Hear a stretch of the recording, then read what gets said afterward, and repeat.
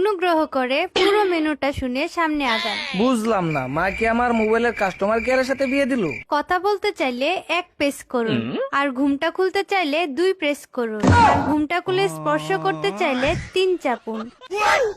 না মানে ম্যাডাম, আমার তো আপনার সাথে বিয়ে হয়েছে, আমি বাসর করতে চাই। সরি, আপনার অ্যাকাউন্টে পর্যাপ্ত ব্যালেন্স নেই। অনুগ্রহ করে রিচার্জ করুন, দেনমোহরের টাকা পরিশোধ করুন। এই বিষয়ে আরো বিস্তারিত জানতে চাইলে আমার বাবা মাকে কল করুন। পুরো প্যাকেজটি চালু করতে কাবিনের 10 লাখ টাকা রিচার্জ করুন। হাই রে, মোবাইলের কাস্টমার কি আর এটা কি আমার কপালে ছিল? বিয়ে করার জন্য ধন্যবাদ। আপনার রাতটি শুভ হোক। তুমি সবসময় দরজা বন্ধ করো কেন বৌমা? আমাদের বাড়িতে না সবসময় কেউ দরজা বন্ধ করে থাকে না। আর তাছাড়া আমার বাবু পছন্দও করে না দরজা বন্ধ করে রাখা। তোমার যদি অসুবিধা হয় পর্দা টেনে দাও, দরজা বন্ধ করে রেখো না, ঠিক আছে? যত সব।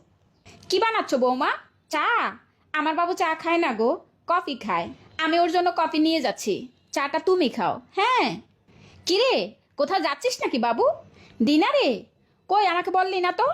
ও আচ্ছা, সাবধানে যাস বাবু।